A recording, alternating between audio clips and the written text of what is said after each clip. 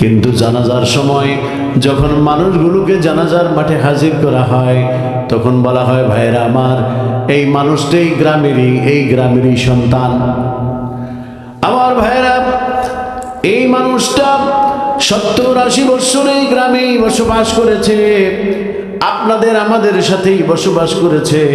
যদি কোনো অন্যায় অবিচার করে থাকে, কারো উপর জুলুম করে থাকে, আজকে তার অন্তিম শয়নে, অন্তিম শয্যায়, আজকে তার জীবনের শেষ বেলায়, বিদায় বেলায় আমি তার সন্তান হয়ে, আমি তোর ভাই হয়ে মাপ চাই, আপনারা সবাই মাফ করে দিবেন। আল্লাহ রাব্বুল আলামিন বলেন, ভাইরা যদি সবাই মাফ করে দেয়, আমি আল্লাহও মাফ করে দিতে রাজি। কিন্তু আমার ভাইরা, সেই সময় কিন্তু সবাই বলে মাফ করে দিছি, কিন্তু পরে এই তোর বাপে যে উত্তর পাড়ার আমার ক্ষেতটা দখল করে সারা জীবন খাইছে, এটার কোনো কাগজ দেখাইতে পারবে? কি কয় না, পারবি না কি কাগজ দেখাতে? পারবি না। তাহলে তোর বাপের এই সম্পদ দখল করে, দখলবাজি করে যে সারা জীবন খাইলো, এটা এখন আমাদেরকে ফেরত দিয়ে দিতে হবে। ছেলেরা বলে আমাদের জীবন চলে যেতে পারে, যেই বাবা আমাদের এই সন্তানকে এই জমিনের ফসল দিয়ে আমাদেরকে লালন পালন করেছে, এই সম্পত্তি আমরা সারা জীবন দেখেছি বাবা চাষ করেছে, এই সম্পত্তিতে কেউ আসলে তার সাথে আমাদের ফয়সালা হবে তলোয়ার দিয়ে। দেখছেন নি? আল্লাহ রাসূল কয়, কামটা করলি কি? দুনিয়াতে জিন্দা থাকতে ফয়সালা করে আসলি না? এখন তো তোর হায়াত শেষ, জীবন শেষ, এখন তোর সম্পত্তি সব মানুষে মালিক হয়ে গেছে, তোর বিবি বিধবা হয়ে গেছে, তোর সন্তানের এতিম হয়ে গেছে, দুনিয়ার সব সম্পত্তি তোর থেকে ছুটানো হয়েছে। এখন তোমার রূহটা জান্নাতের একটা ঠিকানায় নিয়ে যেতে চাইছিলাম, কিন্তু তুমি হাজি গাজি ফেরেশতা তুল্য ইবাদত করার পরেও পরের হক নষ্ট করার কারণে তোমার রূহটা মা বাইনাস সামাই ওয়াল আরদি মুআল্লাকুন, আসমান ও জমিনের মাঝখানে ঝুলন্ত অবস্থায় থাকবে। এই রূহ না জমিনে আসবে না, আসমানের উপরে যাবে। কি বলেন, এরকমটি আমরা চাই? আল্লাহ আমাদের না করুন, এমনটি আমরা কখনো চাই না। তো ভাইরা, আদম আলাইহিস সালাম গুনাহ করার পরে, দুনিয়াতে চলে আসার পরে আল্লাহ পাক বললেন, ফেরেশতা কই? যাকে আমি এই গাছের পাহারাদার দিয়েছি তাকে ধরে নিয়ে আসো। ফেরেশতা এসে কাঁপতে কাঁপতে আল্লাহর দরবারে হাজির হয়েছে। আল্লাহ, আমি তোমার দরবারে বড় অপরাধী। তুই অপরাধটা করলি কেন বল? তুই তো শয়তানের মতোই যুক্তি দিছ। শয়তান বলছে আমি উত্তম আর আদম হলো অধম, এই জন্য আমি সিজদা দিতে পারবো না। তুমিও যুক্তি দাঁড় করাইছো, আদম হাওয়া এই গাছের নিচে শত শত বছর, হাজার বছর পার হয়ে গেছে, আসে না, এই জন্য আমি ঘুরতে গেছি। এটা কি হলো? এখন তোমার শাস্তি হবে। 1 নম্বর শাস্তি হলো, আমার জান্নাতে তুমি থাকতে পারবা। বেহেশতের বাগান, সুবহানাল্লাহ। দুনিয়ার জমিনের মধ্যে গাছগুলো হয় এরকম, ডালপালাগুলো উপরের দিকে, আর গোড়া হয়, জট হয় নিচে, ফসল ফল হয় উপরে, গাছের গোড়া থাকে নিচে। জান্নাতে তার ব্যতিক্রম হবে, গাছের গোড়া থাকবে উপরে, ফলগুলো থাকবে নিচের দিকে। সুবহানাল্লাহ। বান্দা যখন চায় তখনই খেতে পারবে, বান্দা যখন মনে চায় তখনই ধরতে পারবে। আমার ভাইরা, ফেরেশতাকে আল্লাহ পাক বললেন, 1 নম্বর শর্ত, দুনিয়াতে চলে যেতে হবে। 2 নম্বর শর্ত হলো, আমার এই আদম এবং হাওয়া এর সমস্ত পাপের বোঝা তোমাকে বহন করতে হবে। ফেরেশতা আল্লাহ পাকের হুকুমের বাহিরে চলে না। আল্লাহ পাক তাকে একটি সাদা পাথর বানায় দিলেন। কি পাথর? সাদা পাথর। তারপরে সাদা পাথর হয়ে যাওয়ার পরে জমিনে চলে আসলো, এসে আদম আলাইহিস সালামের সামনে হাজির হলো। ফেরেশতা নিয়ে আসলেন। ফেরেশতা বলে দিলেন, নবী গো, আপনি এবং বিবি হাওয়া এই পাথরের মধ্যে চুমু খাবেন। এই চুমু খাওয়ার পরে এই পাথর সমস্ত পাপগুলো আপনাদের চুষে তার ভিতরে নিয়ে যাবে। এটার নাম হলো হাজারে আসওয়াদ। এটা ছিল হাজারে আবিয়াস, সবচেয়ে সাদা পাথর। ওলামায়ে কেরাম আছেন, এটা গল্প নয়, এটা কারো কোনো বানানো কাহিনী না, এটা কোরআন হাদিস সম্মত কথা। এই পাথর সমস্ত নবী পয়গম্বরেরা চুমু খেয়েছেন। আদমের সমস্ত সন্তান যারাই অপরাধী, গুনাহগার, পাপী, আল্লাহ পাকের কাছে পাপ মোচন করার জন্য আল্লাহর দরবারে হাত তুলে দোয়া করবে আর গুনাহ মাফির জন্য তওবা করবে, এই হাজরে আসওয়াদে বাইতুল্লাহ তাওয়াফের সময় চুমু খাবে, আল্লাহ পাক তার জীবনের সব গুনাহ মাফ করে দিবেন। সুবহানাল্লাহ। আমার ভাইরা, এই জন্য আল্লাহ তাআলা বলেন, তোমরা অনুতপ্ত হও, তোমরা আল্লাহ তাআলার দরবারে নত হও, তোমরা সবসময় আল্লাহর ইবাদত করবা, আরো কারো ইবাদত করা যাবে যাবে না। কোন ভণ্ড বীরের কাছে যে বাবাকে সেজদা দেওয়া যাবে? জোরে বলুন, আছে নাকি আপনার দেশে ভণ্ড বাবা? আপনার শহরে অভাব নাই, অলিতে গলিতে, রাস্তায় ঘাটে, হাটে বাজারে, সব জায়গায় খালি মাজার আর মাজার, মাজার আর মাজার। সব মাজারের মধ্যে খালি কলকি আর গান বাজনা, তবলা, হারমোনিয়াম, আর রাত্রে নানা পুরুষ নারীরা নাচানাচি।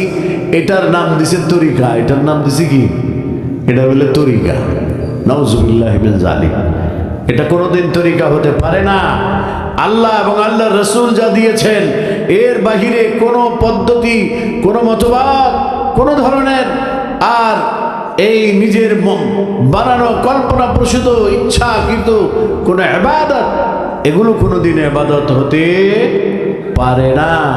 মা তাকুমুর রাসূল ফাখুযুহু ওয়া মা নাহাকুম আনহু ফান্তাহু। আল্লাহ রাব্বুল আলামিন বলেন, মুহাম্মদুর রাসূলুল্লাহকে আমি যা দিয়েছি তিনি তোমাদেরকে তাই দিবেন, আর মুহাম্মদ তোমাদেরকে যা দিবে সেটাকে তোমরা গ্রহণ করো, আর যেটা নিষেধ করেছেন সেটা থেকে সবসময় বিরত থাকো। নবী যা তোমাদেরকে দিবেন, বলবেন, করবেন, করতে বলেছেন, তোমরা করতে দেখেছো, যে আমল করেছেন সেটা করবা। আমার নবী কোনোদিন কোনো কবরে সেজদা দেয় নাই, নাউজুবিল্লাহ। কি বলেন, কথা ঠিক কিনা? কোনো পীরের কপালে, পীরের মাজারে সেজদা দেয় নাই, কোনো কবরে সেজদা দেয় নাই। আমার নবী কোনো উম্মতকে কবর পূজা করতে বরঞ্চ বারবার নিষেধ করে গেছেন। খবরদার, তোমরা পূর্ববর্তী উম্মতেরা তাদের বড়দের, নবীদের কবর মাজার বানিয়ে পূজা করে তারা ধ্বংস হয়েছে। তোমরা আমার কবরকে পূজার দরগা বানাবে না, খবরদার। তোমরাও কেউ তোমাদের আপনজনদের কবরকে পূজার দরগা বানাবে না। সুতরাং বাংলাদেশ একটা মুসলিম রাষ্ট্র, ইসলামী রাষ্ট্র নয়, মুসলিম রাষ্ট্র। যেই রাষ্ট্রের 90 থেকে 92% মুসলমান, এই মুসলমানের দেশে নির্বিবাদে একেবারে প্রকাশ্যে এই ধরনের অপরাধগুলো হচ্ছে। আজ এই 52-53 বছরের ইতিহাসে কোনো সরকার এদের বিরুদ্ধে কোনো ব্যবস্থা গ্রহণ করে নাই। কারণ কি?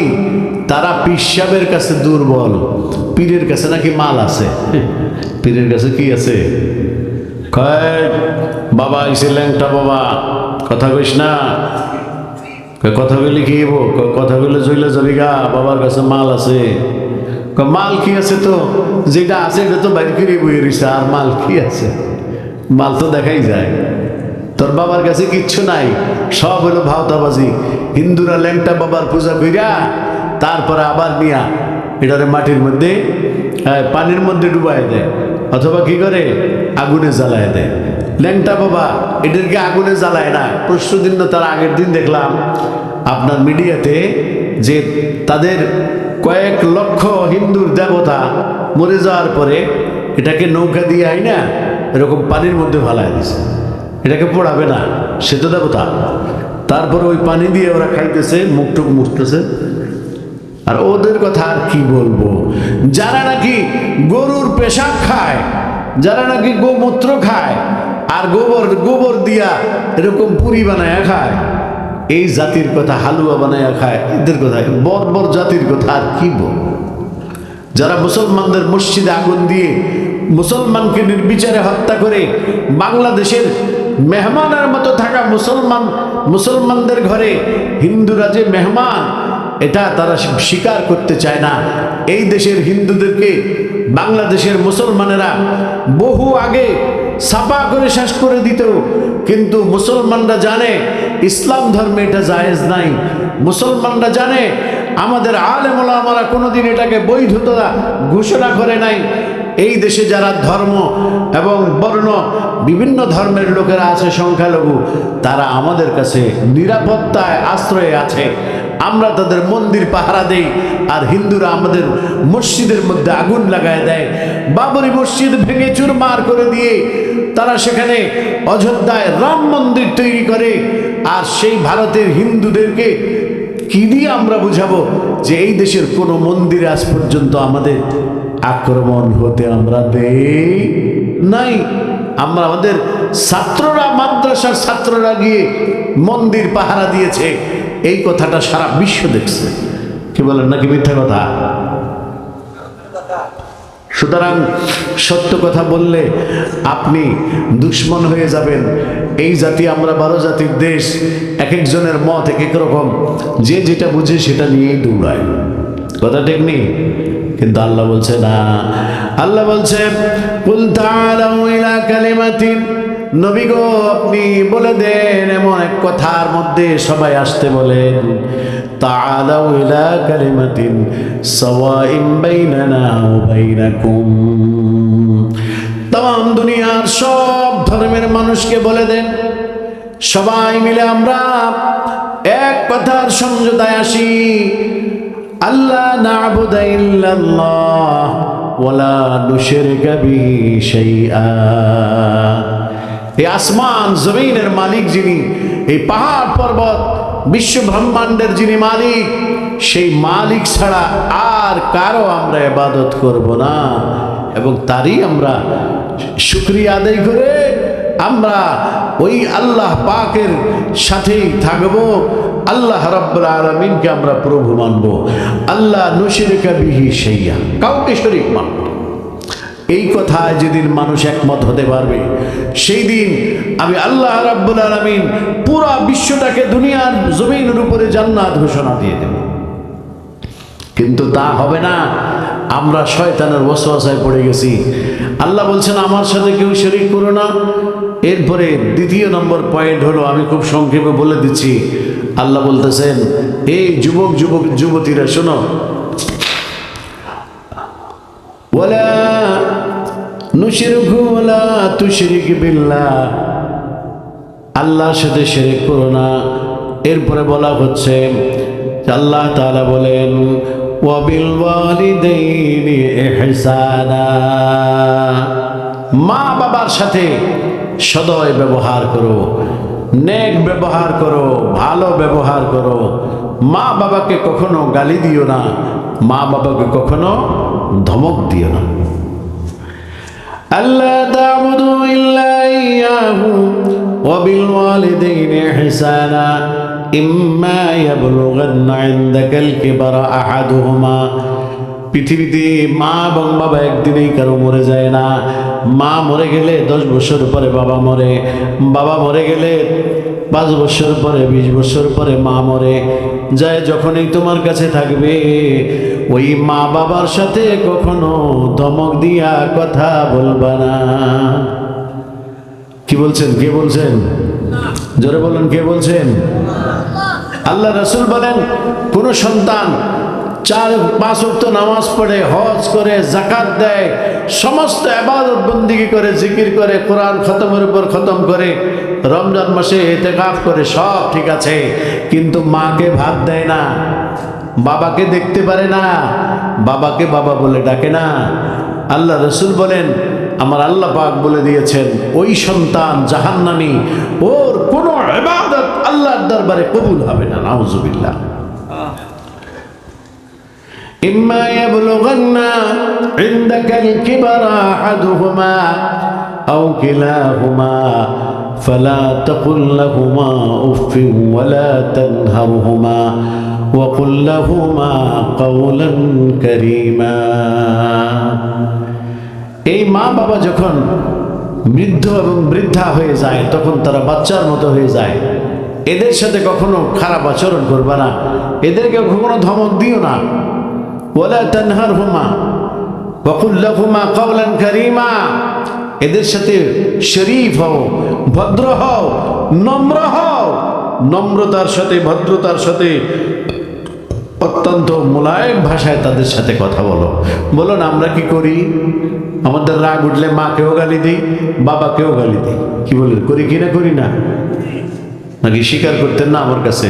স্বীকার করেন বা না করেন, আমাদের বাঙালি চরিত্র আমরা জানি। কি বলেন, কথা ঠিক কিনা? কিন্তু এটাকে বাঙালি চরিত্র নিয়ে কথা হচ্ছে, বিশ্ব মানবতা নিয়ে কথা হচ্ছে। আরবি ভাষা আল্লাহর সার্বজনীন ভাষা, সারা বিশ্বের সমস্ত জান্নাতীদের ভাষা হবে আরবি। এই জন্য আরবি ভাষা সহজ, কোরআন আরবিতে নাজিল হয়েছে।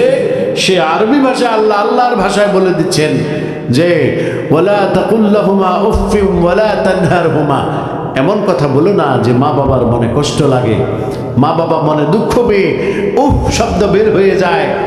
আর তাদের সাথে ভালো ওয়াখফিজ লাহুমা জানাহাল যুল্লি মিনার রাহমা, সব সময় তোমার রহমতের বাজুদয় মা বাবার কদমের নিচে বিছায়া দিবা। আমার ভাইরা, কথা আমি শেষ করে আছি। এরপর আল্লাহ বলতেছেন, পৃথিবীতে তো মা বাবার খেদমত করলা, মা বাবার খেদমত না করলে কেউ জান্নাতে যাইতে পারবে না।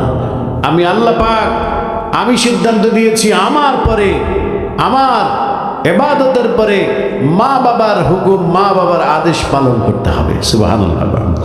পানি একটু গরম পানি আনো না। আমার ইবাদতের পরে কার?